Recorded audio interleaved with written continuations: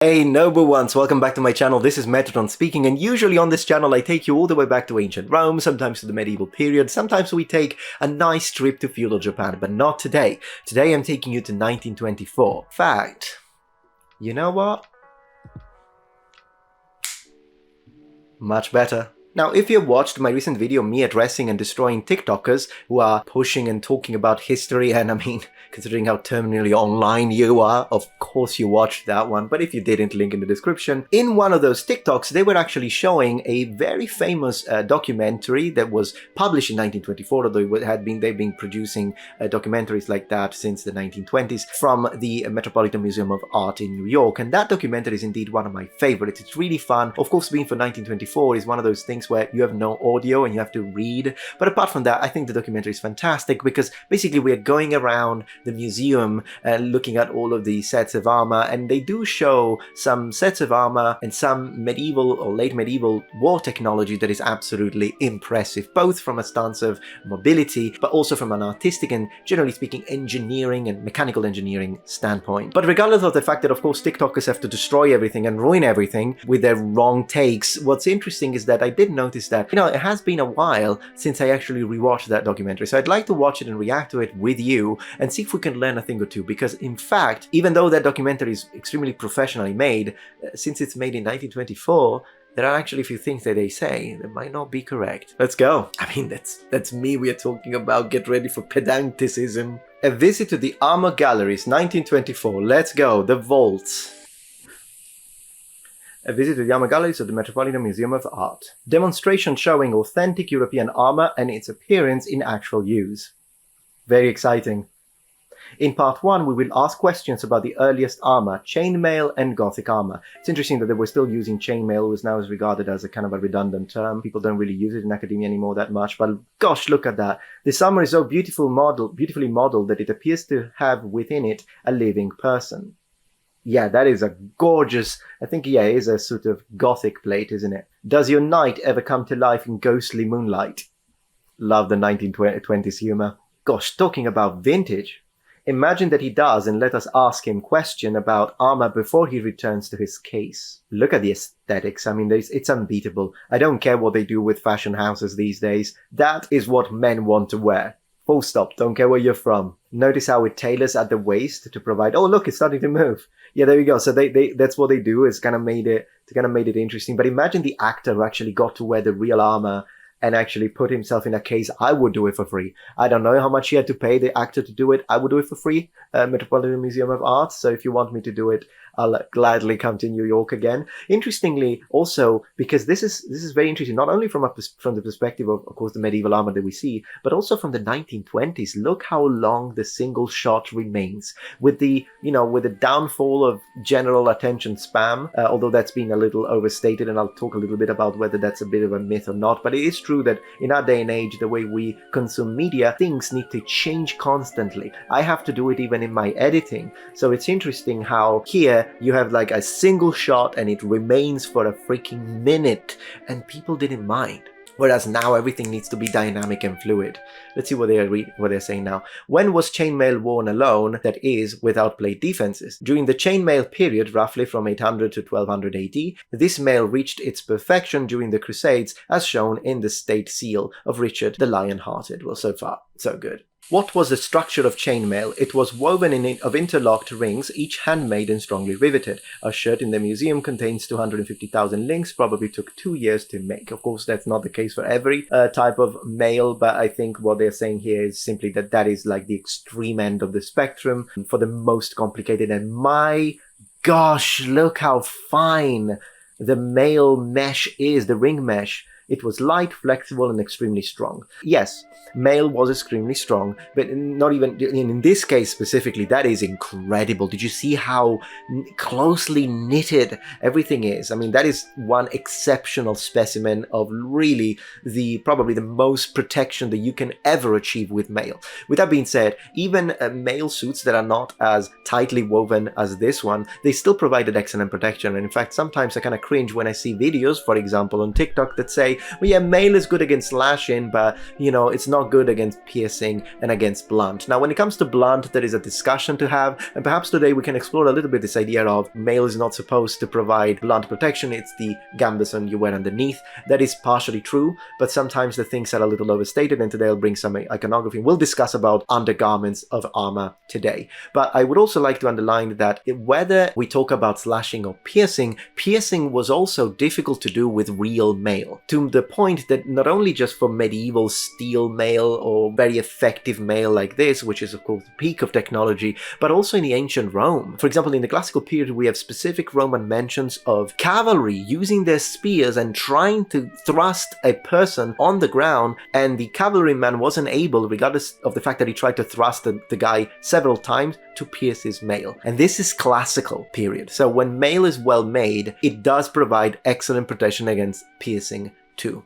Alright, well, this nice trip that we took together to New York might be a little bit tiring considering the sort of information overload that you get from my videos. So, how about we take another trip together, but this time we do it to relax and chill. Prepare for a nice journey into the dashing and charming world of Train Station 2, which is the kind sponsor that made this video possible. Train Station 2 is the ideal game for everyone who loves trains and a good, stress-free challenge. If, just like me, you've been trying to build an empire but you haven't succeeded yet, how about we switch instead and try to build a global railway empire? Now, there are a lot of nice features in this game, but I personally love collecting stuff, and given maybe a bit too much. Still, that's the reason why the aspect of this game that speaks to me the most is the fact that this game allows you to collect legendary trains from history and epic modern locomotives. Join the competition, become the game's best strategist, but also don't forget to enjoy the view while you're exploring captivating regions. Also, if you ever get bored of, you know, building railways in Europe, in the US, well, the game got you covered because now they offer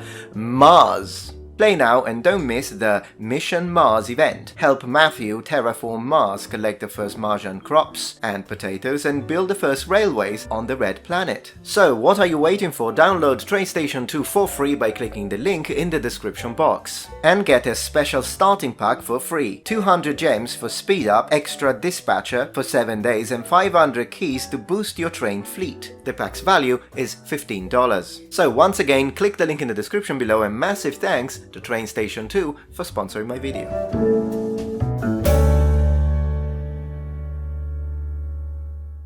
But as I was saying, the part where they talk about the fact that it's light, well, that kind of depends. Of course, light, heavy are subjective, right? It's not like there is a specific, like something that could be considered light when you compare it to something heavier, but then on its own, is it really light? So mail tends to be, when you wear a full suit of plate armor like the one I own, mail tends to be the single heaviest component. So if you take all of the different sections of plate, then all of them put together will weigh more than my mail shirt. But if you take a single component, the breastplate, even breastplate and backplate combination, the helmet, well then mail will be heavier. So is mail light? Depends. Depends on how long it is, it depends on how many links, it depends on how small, or the inner diameter, the outer diameter, the thickness of the wire. So there are mail shirts that are very heavy, not to the point that you can't walk, but they are definitely heavy, which is why you want to have a tight belt around your waist so that you don't have to have all of that weight on your shoulders. If that wasn't the case and mail was just light, then people wouldn't bother with that. But of course there are also mail shirts that are mostly cut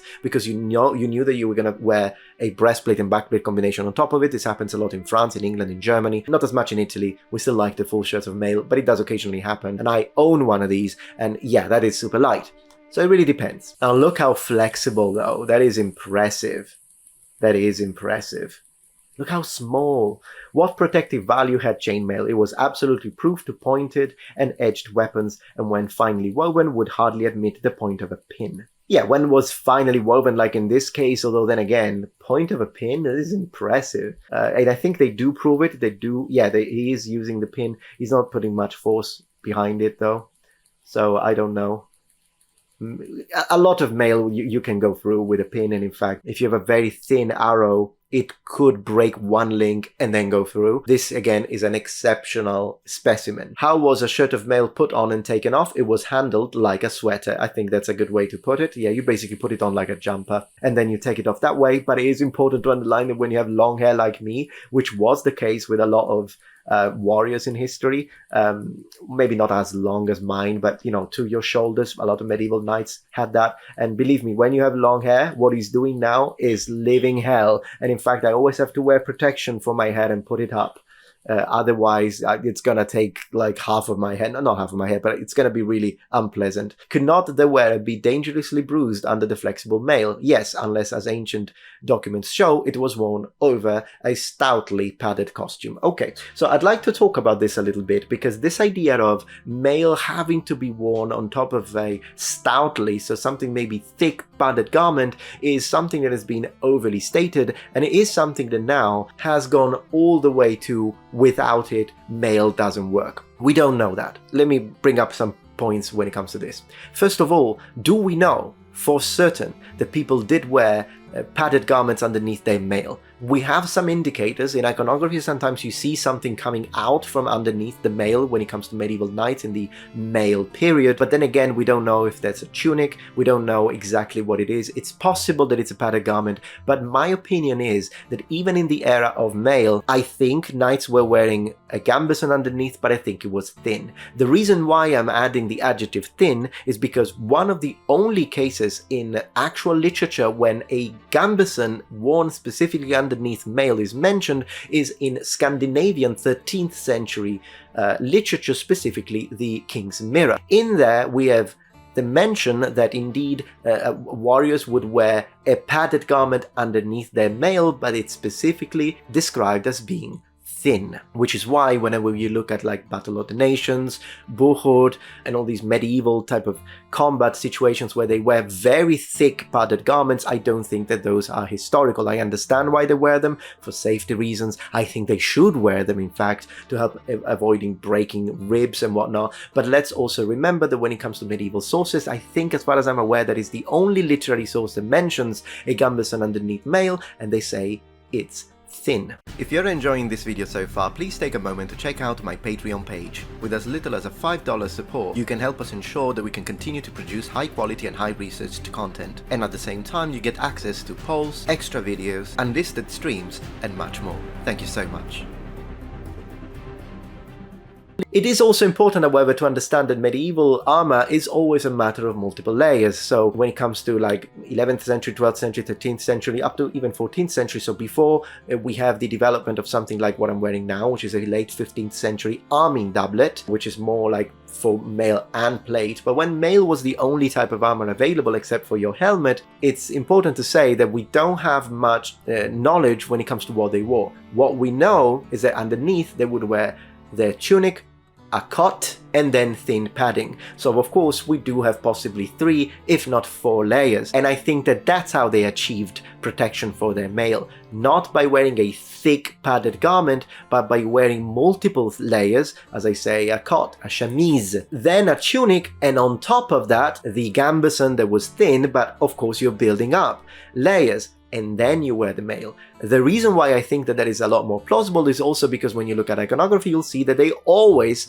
have a very tailored, very thin looking silhouette. So you can tell they're not wearing a lot of stuff underneath, and absolutely, if this male knight is wearing a gambeson, as I believe he is, it's something thin, because if it was thick or stoutly, you could see it, and you wouldn't see those very thin waists. And that's not something that we only find in one region, but we find it all over European art, whether it be England, Germany, France, or Italy, Spain, Portugal. Gosh, they give people a lot of time to read. How heavy was mail? A complete suit with its padded costume weighed less than a small boy. That's an interesting way of comparison. Yeah, look at that. Yeah, it's still, you know, it still has its own weight though. Let's not downplay it too much. Chainmail gave way to plate armor, which was found to be a more reliable defense. Let us see how each appeared in actual use. Wonderful. So now we're going into the plate section, my favorite. Oh, this is beautiful. Look at that guard. Oh, and then there's a Gothic knight who wants him dead. Yeah, my money's on the Gothic guy. Absolutely. And he's wearing a kettle hat. Looks like a late 15th century type of kettle hat. Very cool. Yeah, he's going to subdue him. And there you go. He's on top of him, exactly how we think. And then he's using a... Oh, goodness gracious. Yeah, that's not what I would try to do, to be honest. But I understand that they're doing it to show the male's effectiveness. He's using a rondella, but that's exactly what you would do. You would try to open the visor and stab him through that, or try to find areas where he's not protected, maybe somewhere underneath. Gothic armor was the earliest armor of plate. How was it put on? Leg and thigh armor was first buckled in place. Now, so they're going to show us how the complete suit of armor is put on. It looks really fun. I would love to have a Gothic suit of plate armor. And then, of course, there is iconography that shows us how a man shall be armed, which is what I think some of the most popular videos on the topic are based on here on YouTube. And now we are seeing that he has a page of some kind of squire. I love that he's wearing appropriate clothing. He's helping his knight putting on the armor. Absolutely. Which is kind of funny because it reminds me of that silly article that I read that said that to put on armor you needed an hour. If you haven't watched that episode of me exploding, you'll find a link in the description. Then breast and back plates. Yes. Very nice. Oh, they even got a period accurate hairstyle there. I appreciate that. Gosh, that is so beautiful. I wish I could wear that Gothic plate. Arm defenses next. Note the laces of the costume which hold the armor in position. So I don't appreciate that they call it a costume, but then again, it's 1924, so I can't really complain. But yes, those are called, I have them here as well. They're called points, and they are found in all arming doublets of the period. And we can see them in iconography, and we see that sometimes medieval people kept them tidily put together, like tied up together, because it's very cool. But that's what they're used for. They're used to secure elements of armor, which is what sometimes video games get wrong, and they think that armor is only kept in place by the leather straps. That wouldn't work. That really wouldn't work. And I've tried it. And if you try and put on an arm harness or even a shoulder plate and just try to use the leather straps, it just doesn't work. The reason why leather straps are there is so that you can avoid that every time you move your arm, then the plate goes up too far and then hits you back. It's for commodity really, and to keep it in position where it's supposed to be, but it's not enough to actually sustain its own weight, which is why you need pointing, which is these little lacings. In this case, mine have a brass cap, which is absolutely consistent with iconography, and the actual fabric has been imbued in beeswax, which is again something that was done historically to kind of create a little bit of friction and keep things in place. But in general, without these, this is what holds your arm harness and your leg harness. Is what it is. Incidentally, note that these laces are attaching armor survived today and soldiers' uniforms. Okay, cool. Not for use, but as a mark of honor. Cool. I didn't know that. You see, we're learning.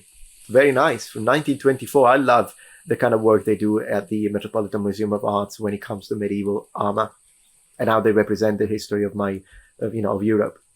Look at that. Oh, it's impressive. I didn't know that that's where they came from. I remember seeing soldiers like that, even in my family. I've got a few people who did military service, myself included, to be honest. I was in the Sea Force. The knight's equipment isn't completed when he is given his face defense, helmet, and gauntlets. Absolutely. Let's see what kind of gauntlets they're going to show and what kind of helmet. Yeah, so he's got a bever. Lovely, of course. He's wearing a Gothic plate, so it does make sense that they're going for a bever and sallet combination, which absolutely need to be made for each other, because if you have a bever that is too big for the sallet you're wearing, they don't really work. This is only one of the possible combinations, of course. But yeah, it looks really cool. It kind of gives you that little bit of a RoboCop look, doesn't it? This suit is of highly complex structure, 160 separate plates, 300 rivets, and 18 buckles. Its jointing is admirable, and even a fragment is a work of art. Absolutely, I agree. This is gorgeous. So we kind of watched the first 8 minutes. I want to reach minute 10 and then see if you guys even like this thing of me watching documentaries with you or providing commentary. If you like it, I will continue and do the rest of the documentary. But for now, let's reach minute 10. Also, you should see my Brigandine. It has 2,000 rivets of brass, handmade. 2,000 on silk velvet. Okay, so he's using a fully articulated gauntlet. I tend to prefer mittens over these, but these are absolutely gorgeous. It looks fantastic, and look at the flexibility. When completely armed, could a knight unaided mount his horse and dismount? Of course, the answer is yes. Sometimes you do use a little step, and other times, oh, look at that, they're actually going to show us. It's pretty cool. Gosh, look at those. I see a Maximilian set of armor in the background. Those are gorgeous, the ones that have the fluting. So the little lines that you see, the ridges that are built both from an aesthetic point of view, but also because they do increase the overall defense and rigidity. But that's really cool. And I think someone now is going to mount, I suppose. Yes, that's the knight in his Gothic plate. And that's the horse. Wonderful. Let's see if he can manage. See if he can do it. So 1 foot into the stirrup. There we go. And there he goes. Very easy. No crane needed. That is wonderful how they were. Think about it. This thing has been going around since 1924, and there were still people, and there are still people today, who keep saying knights in full plate armor, oh, they can't mount their horse. Did armor hamper the movement of its wearer? Surprisingly little. Afoot or on horse, it was admirably flexible. Yes, absolutely. And of course, we shouldn't downplay too much the significance of wearing plate armor for an extended period of time. It is tiring, and of course, but you can still operate as a knight, as a soldier, and anyone within a military context. And if you are a soldier, you can attest to that even today. You have to be able to do certain things, and it doesn't matter what sort of equipment you are supposed to carry, whether it be weapons, whether it be armor, whether it be supplies, whether it be ammunition, which I mean can be heavy. They can never overburden you to a point where you cannot function as a soldier anymore, because that just wouldn't work. And that's the reason why. And even though even today, I mean, modern soldiers sometimes tend to carry more weight on them than medieval knights did, which I know it's crazy to think, but it's absolutely the case. Still, you need to be able to function as a soldier, and it was the same kind of approach and mentality in the medieval period. Yes, we want to encase these knights in full steel because they want to survive. I mean, a lot of people weren't knighted, and they were still fighting in the manner of the knight. So a lot of times in the iconography, we see men-at-arms that fight in the manner of the knight, but they're not titled. But still, even more so, for people who had the purchasing power to get the best defense possible, well, they would want to survive as anyone would, but they had the means to get the best defense that they could. Even though sometimes we have to also keep in mind that even though this specific Gothic suit of plate, as you can see, it covers the entire body all the way from the top of the head to the tip of your toe, that's not always what medieval knights chose. Sometimes, for example, in Italy, some people preferred not to wear shoulder plates. Sometimes we did, because I say we because I'm Italian, of course. Sometimes Italian people knights chose to wear the asymmetrical pauldrons, which were typical of Italy, and export armor into Germany, where you see that they have like a big left pauldron because that's the line you offer to your opponent, and then a smaller pauldron on the right because that's where you operate your weapon and you want it to be more nimble. That is an Italian invention. Not everyone used it. If you look at like English plate, even Gothic plate, it tends to be more common that they are symmetrical instead and smaller. But some Italian knights, even though they did choose to go for the big pauldrons like the ones I have, others said, no, you know what, never mind the pauldrons, I'll just wear mail because I'm mounted anyway and people won't easily reach that part of my body, and I'd rather not put so much weight because they can be heavy, the pauldrons on your shoulders. I'd rather just have mail. Similarly, some Italian knights actually didn't wear sabatons, some did, others just got armored all the way down to their greaves as a protection of the shin, but then they didn't wear the sabatons and just wore thick leather boots. And of course there were lots of different possible configurations a knight could choose depending on what they're supposed to do in that specific battle and specific combat environment, because at the end of the day, just like modern soldiers, they were professionals. Anyways, I hope that you enjoyed this. It was just the first 10 minutes of this documentary, so if you liked it, then please share this video and comment and like and all that, because if the video gets a decent amount of views, then I could continue making this into a series and where we watch documentaries and comment. Well, thank you very much for watching as always. Also, don't forget to take advantage of the amazing offer by Train Station 2 and click the link in the description below. If you're not a member of this community, become a noble one, subscribe to my channel for more content from the Metatron, and remember, the Metatron has spread his wings. Goodbye.